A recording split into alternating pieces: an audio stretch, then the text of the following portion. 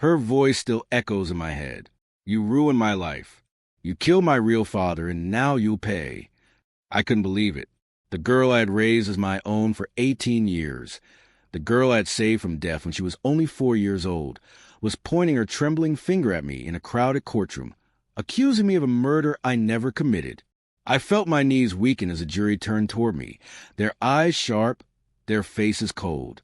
She didn't even look away, not even for a second. My little girl, my daughter in every way but blood, stood there, testify against me, her voice breaking with every word, yet her accusations cutting me deeper than any knife ever could. The judge's gavel slammed. The courtroom went silent. My lawyer leaned close, whispering for me to stay calm. But how could I? How could I stay calm when the child I gave my life to protect was now destroying it piece by piece? And in that moment, as her tears fell, I realized this wasn't just betrayal. This was revenge. But revenge for what?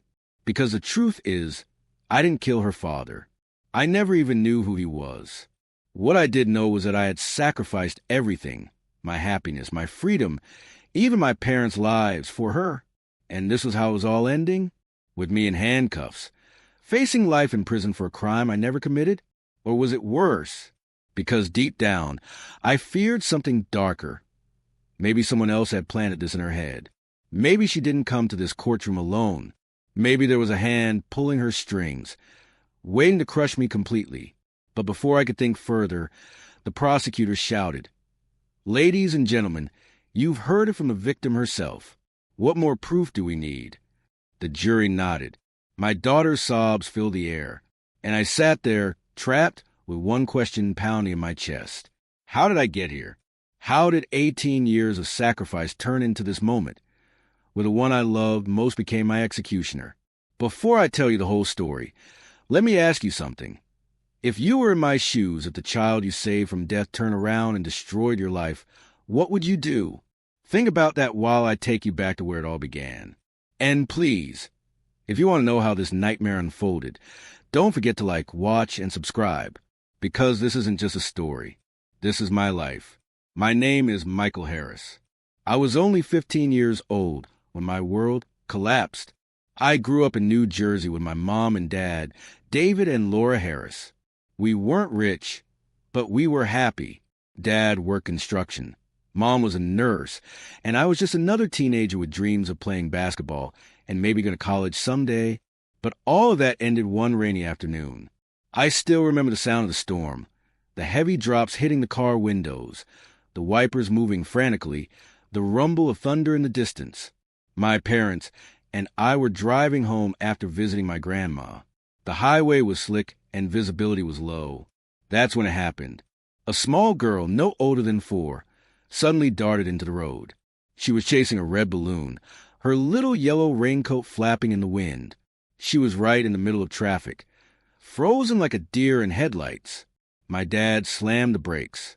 My mom screamed. I didn't think, I just acted. I opened the door while the car was still sliding, jumped into the rain, and ran toward her. I grabbed her tiny arms and pushed her out of the road just as headlights from a truck blinded me. That was the last time I saw my parents alive. The truck didn't stop. It swerved. It hit our car. Metal crunched, glass shattered, and fire roared into the sky. I stood there, holding the crying little girl in my arms, watching as everything I loved burned in front of me. From that moment on, I was alone. Except, not really. The little girl, her name was Emily. She had no one.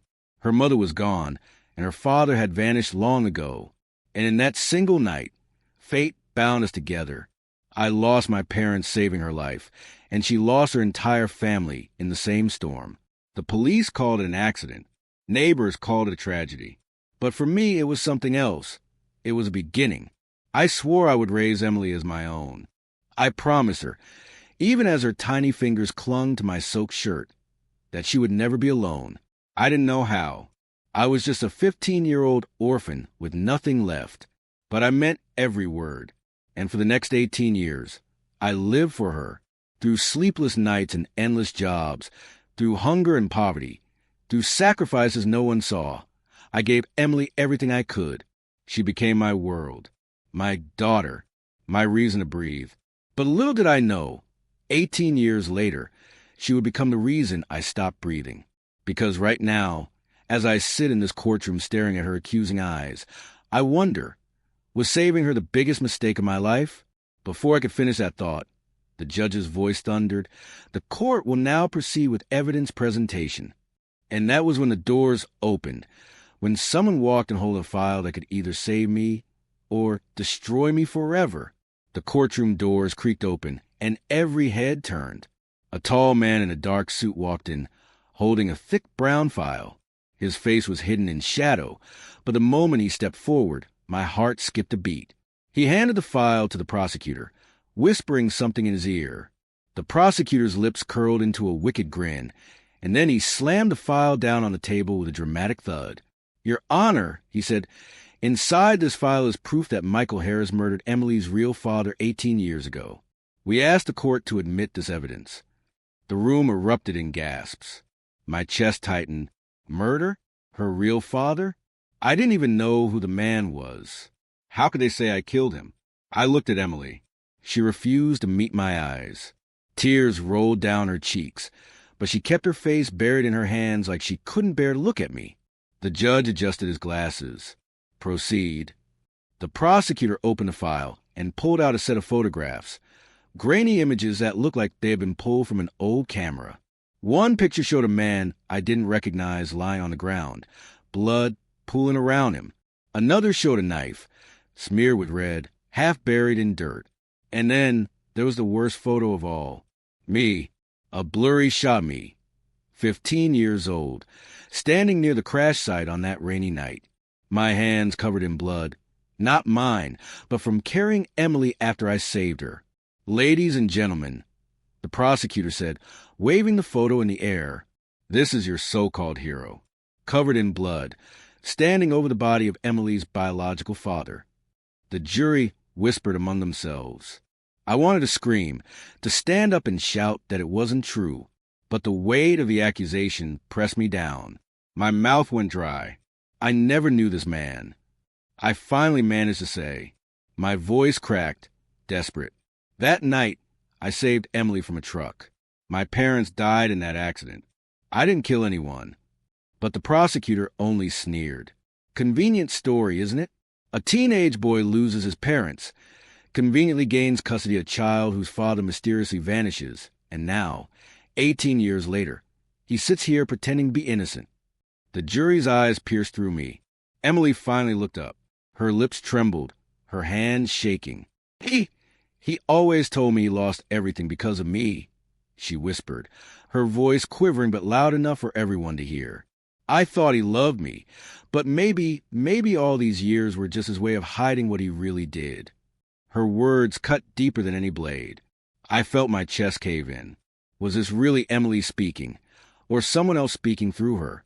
I wanted to stand, to reach her, to beg her to remember the truth, that I had given up my life for her. But before I could, the judge's gavel slammed down. "Order in the court," he roared. The prosecutor smirked, as if he had already won. My lawyer frantically flipped through his notes, his face pale. That's when it hit me. Someone had set me up. Those photographs, that file, that so-called evidence, it was planted. But by who? And why now after 18 years?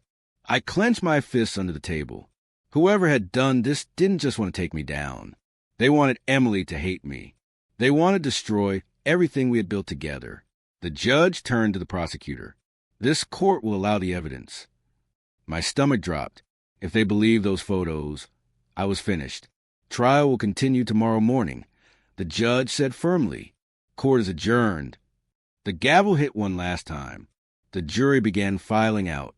The prosecutor gathered his papers. Emily stood frozen, her body trembling. And me? I just sat there, hollow, broken, wondering how my life had twisted into this nightmare. The bailiff grabbed my arm to escort me back to the holding cell. As we walked to the hallway, the sound of the crowd outside the courtroom grew louder.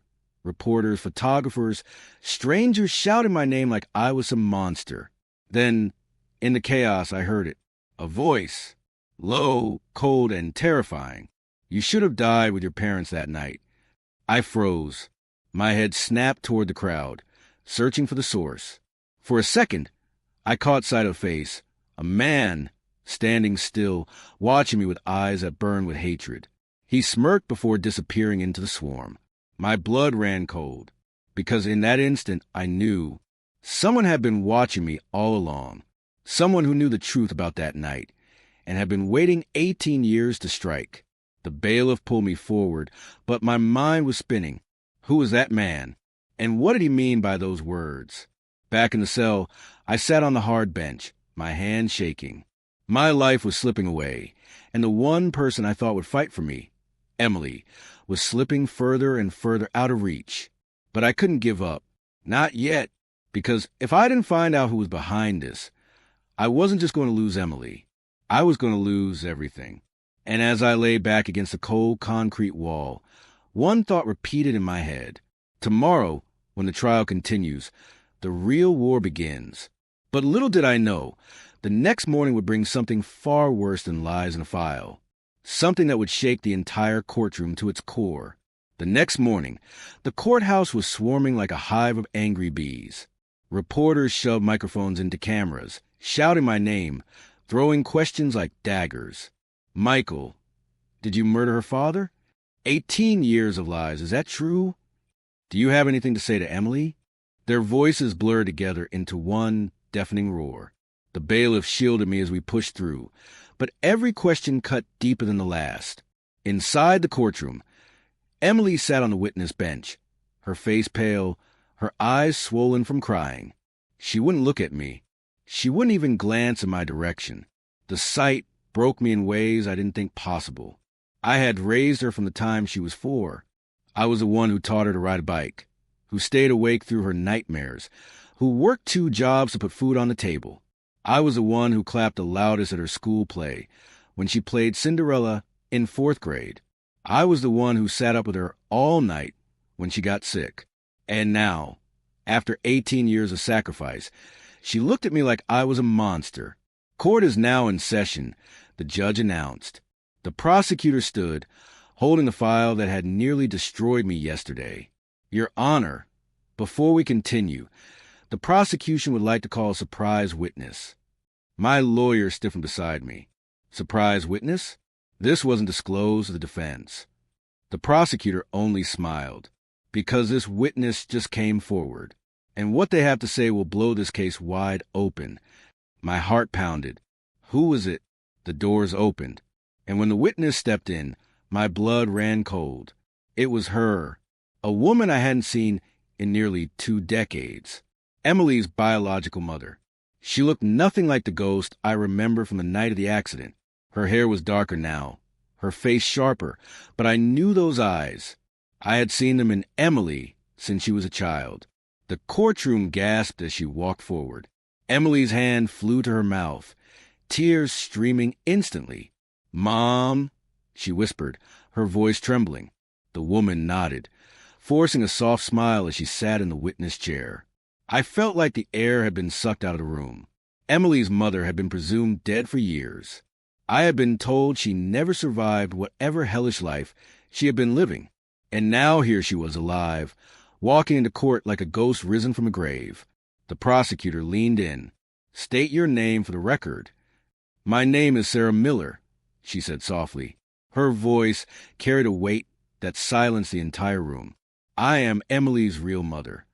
Emily sobbed harder, covering her face with her hands. The jury stared at me with disgust, like I had been caught in the biggest lie of all. The prosecutor stepped closer. "Mrs. Miller, can you tell the court what happened the night your husband died?" Sarah turned her eyes on me, cold, accusing. "That night, I saw him." She pointed at me with a shaking finger. "Michael Harris killed my husband. I saw it with my own eyes." The courtroom exploded. Shouts, gasps, cries, chaos everywhere.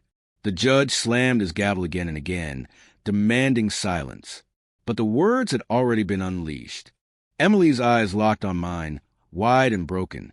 "Is it true?" she mouthed, though no sound came out. I shook my head violently. "No. Emily, no. She's lying. I never, But my words were drowned out by the prosecutor's booming voice. There you have it, ladies and gentlemen. Not only do we have physical evidence, but now we have the testimony of the victim's own wife, Emily's mother, identifying Michael Harris as a killer. I felt the walls close in. My chest burned. My world spun. Because in that moment, I realized something terrifying. This wasn't just a trial anymore. This was an execution. And Sarah Miller, the woman whose child I had raised, whose life I had unknowingly carried on my shoulders, was here to bury me. But why now? Why, after 18 years? Had she returned? And worse, what if Emily believed her? The judge finally regained control of the court. Order, order, he pointed at Sarah. You will continue your testimony tomorrow morning. This court is adjourned. The gavel came down. The crowd erupted. Emily ran toward her mother, collapsing into her arms, sobbing uncontrollably. I watched them hug, my heart splitting in two. And then Sarah looked at me over Emily's shoulder. She smiled, not a warm smile, a cold, triumphant one. That was when I understood this wasn't just about revenge. This was about erasing me completely. As the bailiff dragged me away, I whispered under my breath, "Why are you doing this?" Sarah's lips moved silently, but I caught the words. "You should have let her die." My knees buckled. My body went numb, because those words told me everything I needed to know. Sarah didn't just want me gone. She wanted to undo the night I saved Emily's life. And tomorrow, when she takes a stand again, she might succeed. I didn't sleep that night. How could I? Every time I closed my eyes, I saw her face. Sarah Miller, Emily's mother, the woman I thought was dead, the woman who should have thanked me for raising her child when she was gone. Instead, she looked me in the eye and told the world I should have let her daughter die. Her words wouldn't stop replaying. You should have let her die. But how could I? That little girl was innocent. She was trembling in my arms on that stormy night, clinging to me like I was her last hope. And in that moment, she became my purpose. I sacrificed my childhood for her. At 15, while other kids were going to prom, I was washing dishes in a diner to feed her. I worked nights in a warehouse, hauling boxes until my back ached, just to afford her school supplies. I skipped meals so she wouldn't have to. Every scar I carried, every sleepless night, every broken dream, it was all for Emily. And now she sat in court, holding the hand of the mother who abandoned her, while I rotted in a cell like a criminal. The next morning, the courtroom was even more packed. The whole city wanted to see the orphan-turned-murderer face justice. Cameras flashed as I was led in chains. Emily sat with Sarah in the front row, her eyes red but filled with something I hadn't seen before, anger. When the judge called the session to order, Sarah returned to the stand. She sat tall, her voice steady, her lies flowing like poison. That night, she said, my husband went to confront Michael Harris's parents. They had been trying to keep me and my husband apart. Michael was there, and when my husband tried to take me and Emily away, Michael snapped. He grabbed a knife and... "Objection!" my lawyer shouted, slamming his hand on the table. There is no record, no police report, no evidence of this so-called confrontation 18 years ago. She is fabricating this entire story. The judge frowned. Overruled. Continue. Sarah's lips curled. I watched him stab my husband. I was too terrified to stop him. I ran. I left Emily behind because I thought she would be safer away from him. The jury gasped. Emily burst into tears, gripping her mother's hand. My lawyer whispered harshly, "She's burying us alive. We need something, anything, to fight this." But what did I have? Nothing. My word against hers. And right now, her word was winning. The prosecutor stepped forward with a final blow. "Your Honor, we have more. A witness who can back up Sarah Miller's testimony." My heart stopped. Another witness? Who else could they possibly have dragged into this? The doors opened, and when I saw who walked in, the floor felt like it dropped beneath me. It was Detective Harold Grant, the same cop who had been first on the scene the night of the accident, the man who had pulled me and Emily out of the rain, who had told me my parents were gone. The man I had trusted like a father figure when I had no one. He raised his right hand, swore to tell the truth, and sat down. Detective Grant, the prosecutor said, do you recall the night of the incident 18 years ago? Yes, he replied firmly. His voice was steady. His eyes locked on me. What did you see? The detective hesitated for just a second, long enough to make my stomach twist. Then he spoke. I saw Michael Harris holding a bloody knife, standing over the body of Sarah Miller's husband. The courtroom erupted. I felt my breath leave my body, my world collapsing in slow motion. Emily's scream pierced through the chaos. Oh, my God, she sobbed, collapsing against her mother. The jury's faces hardened. The judge slammed his gavel, demanding order. But none of it mattered, because with those words, Detective Grant, my only ally from that night, had just become my executioner. And in that instant, I realized something worse than betrayal. This wasn't just revenge. This was a conspiracy that had been waiting 18 years to destroy me. And if I didn't find the truth soon, I wasn't just going to lose Emily. I was going to lose my life. That night in the cell, I didn't even sit down. I paced back and forth, over and over. My hands trembled with rage. My chest burned with betrayal. Detective Grant, the man I trusted, the man who held me up when I was broken, the man who told me once, Michael, your parents will be proud of you. And now, he looked me in the eye and swore under oath that I was a murderer. Why? Why would he do that? I pressed my hands against the cold steel bars, my mind spiraling back to the years I had sacrificed for Emily. I remembered her 13th birthday. She didn't want a cake or balloons. She wanted a pair of white sneakers, the same ones the other girls at school had. I worked overtime in the warehouse, hauling boxes until my back felt like it was breaking, just so I could afford them. When I gave them to her, her whole face lit up. She hugged me so tight I couldn't breathe. You're the best dad in the world, she whispered. Those words carried me for years. Through every hardship, every empty stomach, every lonely night, I clung to that memory. But now, those same eyes at once looked at me with love, stared at me with suspicion, with doubt, with hate. The next morning, court resumed. The prosecutor wasted no time. Ladies and gentlemen, he said confidently, we have both Sarah Miller and Detective Harold Grant testifying that Michael Harris murdered Emily's father. This is no longer speculation. This is fact. The jury nodded. Emily clutched her mother's hand, her body trembling.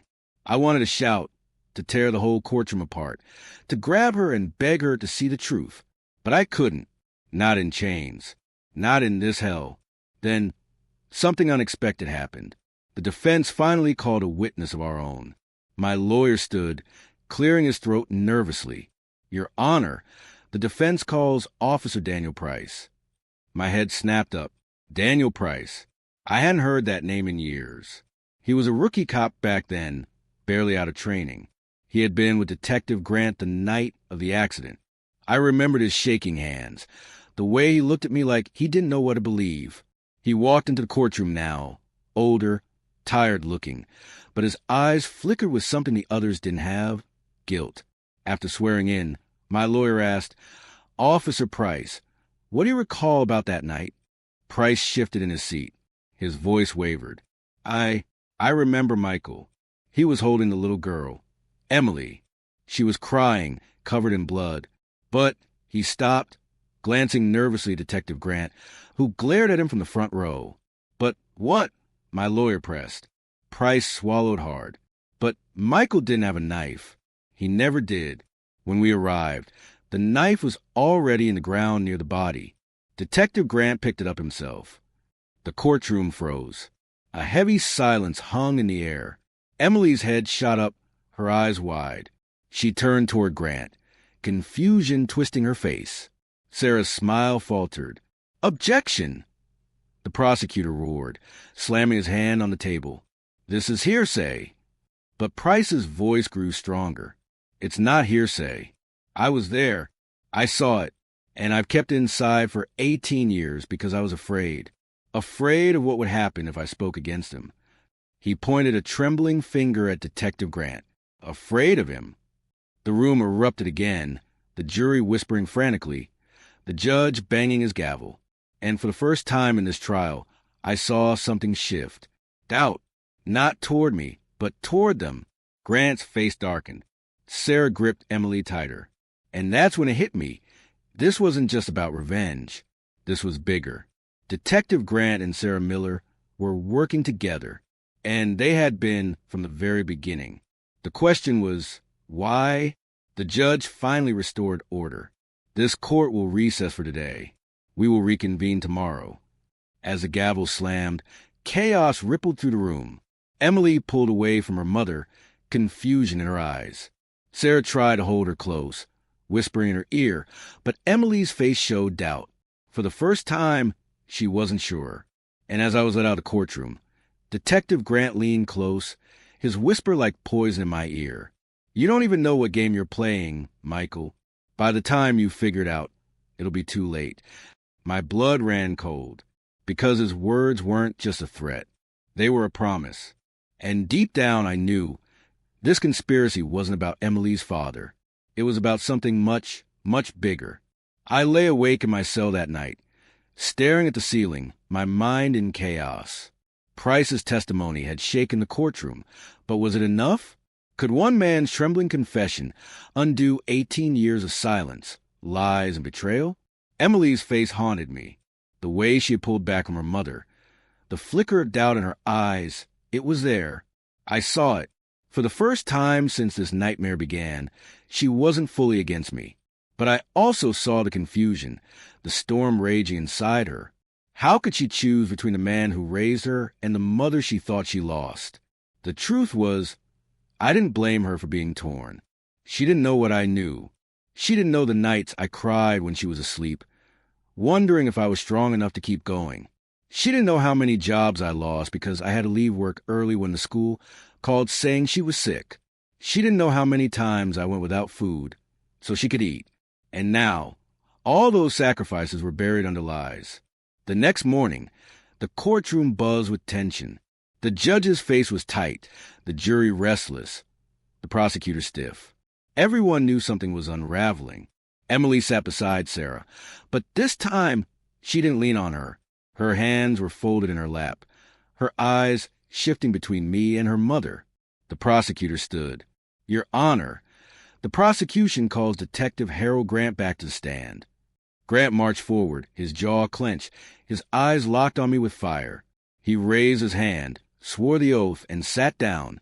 My lawyer didn't wait. Detective Grant, Officer Daniel Price testified yesterday that you picked up a knife yourself the night of the accident. Is that true? Grant's lips curled into a smirk. Absolutely not. Price is mistaken. Maybe he was too green back then to know what he saw. I found Harris standing over the body, knife in hand, clear as day. You're lying. I shouted before my lawyer could stop me. The judge slammed his gavel, warning me to stay quiet. Grant didn't even flinch. He leaned forward, his voice dripping with venom. You've been lying your whole life, Michael. But the truth always comes out. Something about the way he said it sent chills down my spine. It wasn't just confidence. It was certainty. Like he knew something I didn't. My lawyer pressed further. Detective Grant, can you explain why, in your original police report from that night, there is no mention of a knife at all? The courtroom gasped. Even I froze. No mention of the knife? Grant's face twitched just for a second. Then he recovered. Clerical error. We were rushing. It was a chaotic scene. The omission doesn't change the fact that I saw him with the weapon. But the jury was whispering again. Doubt was spreading. And then, without warning, Sarah Miller stood up. Your Honor, I need to speak, she cried, her voice cracking. The judge frowned. Mrs. Miller, you will speak only when questioned. But Sarah wouldn't stop. She turned toward the jury, her eyes wild. You don't understand. He destroyed my family. He took everything from me. Sit down, the judge roared. But Sarah's breakdown had already done its damage. Emily stared at her mother in shock. Mom, what are you talking about? She whispered. Sarah froze. She realized she had said too much. Her lips pressed shut, her hands trembling. And in that moment, I saw it clearly. This wasn't about justice. This wasn't even about Emily's father. This was personal. Sarah hated me for saving Emily. She hated me because I replaced her. But before I could process it, something happened in that shattered courtroom. A man burst through the doors. Disheveled, pale, his voice hoarse. "I have proof," he shouted. "Proof that Michael Harris is innocent." The bailiffs rushed to stop him, but he held up a USB drive, his hands shaking violently. 18 years ago, I was there. I filmed everything. The accident, the aftermath, all of it, and it's all on here. The courtroom exploded into chaos. Emily stood frozen, staring at the man with wide eyes. Sarah's face drained of color. Grant's smirk finally vanished. The judge banged his gavel, demanding order, but the chaos only grew louder. And as I stared at that USB drive, my heart pounded with one thought. If what he said was true, then everything, the lies, the betrayal, the conspiracy, was about to unravel. But little did I know, that drive held something far darker than I could have ever imagined. Something that wouldn't just prove my innocence. It would expose the truth about everyone. The entire courtroom was on its feet, shouting, pushing, demanding answers. The judge's gavel slammed down like thunder. "Order! Order!" The bailiffs wrestled the man forward. His clothes were torn, his eyes wild, like he hadn't slept in years.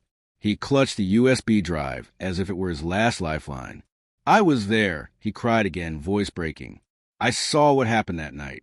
And I kept this hidden because I was scared. But not anymore. If you want the truth, it's on this drive." The judge stared at him, skeptical but curious. "And who are you?"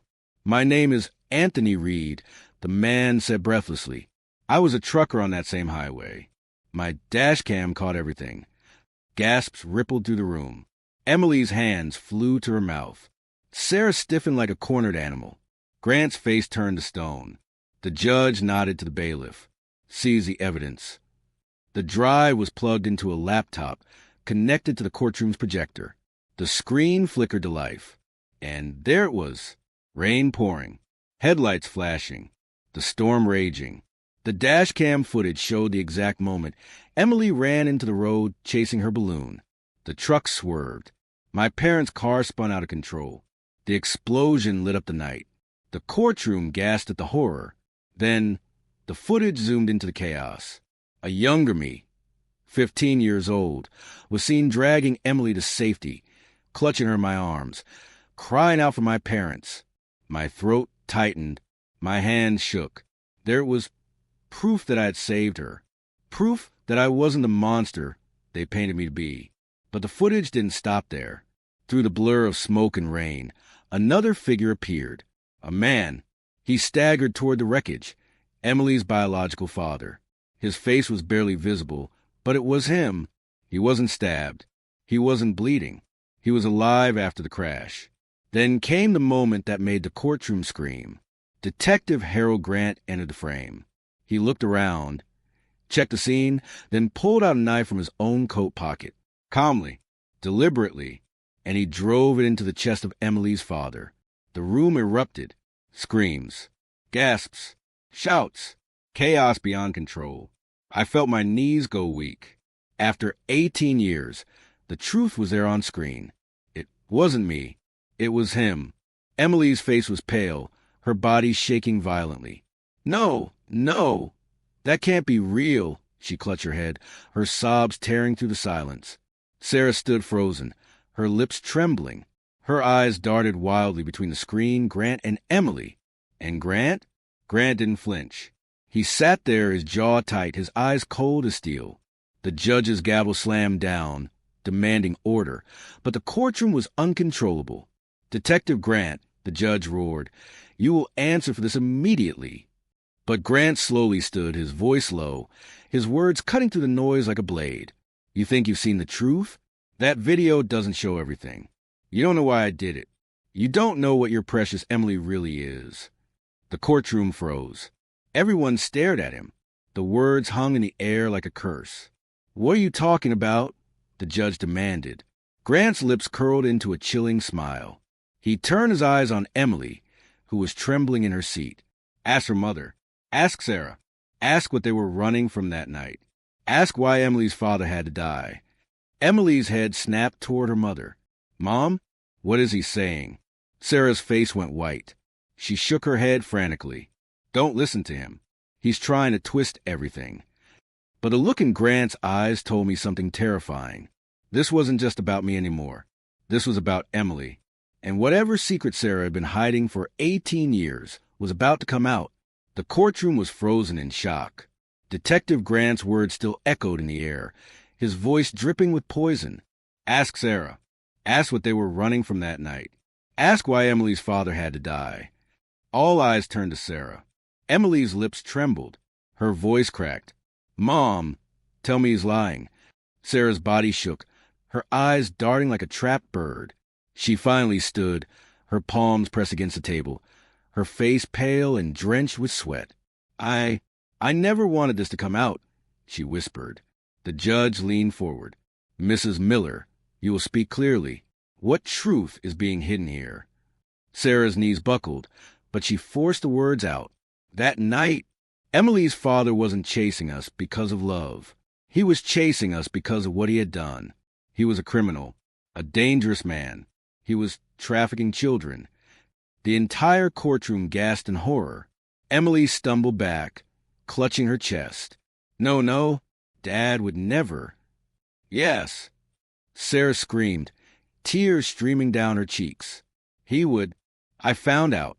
I was going to expose him. He came after us that night, not protect us, but to kill me before I talked. That's why we ran. That's why the car swerved. That's why. She broke down, sobbing. The judge tried to calm the room, but it was chaos again. Emily's face crumpled with betrayal.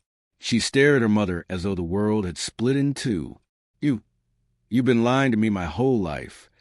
Sarah grabbed her daughter's hand desperately. I lied to protect you, Emily. To keep you safe from his legacy. I didn't want you to grow up haunted by what your father was. I wanted you to have a chance at innocence. But Emily ripped her hand away. Her scream pierced the courtroom. Innocence? You let me grow up hating Michael. You let me believe he murdered my father. You turned me against the only person who truly loved me. Her sobs turned to wails. I couldn't breathe. The weight of 18 years, the sacrifice, the blame, the hatred, all boiled over in that one moment.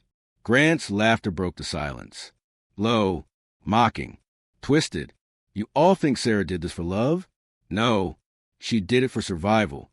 I helped her cover it up that night. I finished the job so her husband wouldn't expose her too. We were partners. Every head whipped toward Sarah. She shook violently. No, that's not true. I never. Grant's smirk widened. You think the dash cam shows the whole story? It doesn't. What it didn't catch was you begging me to end him, to make sure he could never hurt you again. The crowd erupted. Screams. Outrage. Emily stared at her mother in horror. Mom, tell me you didn't. Sarah fell to her knees, sobbing, unable to speak. Emily's world shattered before my eyes. Her gaze met mine, broken and desperate, like a child stripped of everything she ever believed. Michael, she whispered, tears pouring down her face. I destroyed you. I betrayed you. I turned against you, and it was all built on lies. The judge's gavel slammed again and again, but no order could be restored. Suddenly, Grant lunged. He grabbed the guard's gun in the chaos, yanking it free. Gasps filled the room as he pointed it. Straight at me. Enough of this, he barked. If anyone moves, he dies. He was never supposed to survive that night anyway. Time froze. I stared down the barrel of the gun. My heart pounded, but strangely I felt calm. After everything, if this was how I died, at least the truth was out. But Emily moved before anyone else could. With a scream, she threw herself between me and the gun. The shot rang out. Her body jerked, and she collapsed in my arms, blood seeping into my shirt. Emily, I screamed, catching her before she hit the floor. Grant was tackled instantly by guards, dragged down as he fought and cursed. Emily's trembling hand reached for my face. Her eyes filled with tears, her voice barely a whisper. I'm sorry for everything. You gave up your life for me, and I gave you nothing but pain. No, I choked, holding her tighter than I ever had. You were my life, Emily. Every breath I took was for you. Don't leave me now, please. Her lips curled into a weak smile. You were the only father I ever had. Her hand went limp in mine. The world around me fell away. The shouts, the guards, the judge, they were just noise. All I saw was her still body in my arms. 18 years of sacrifice. 18 years of love. 18 years of pain. And in the end, she turned against me because of lies, only to die protecting the truth. The revenge I thought I wanted no longer mattered. The real punishment had already been delivered, because now I had lost her too,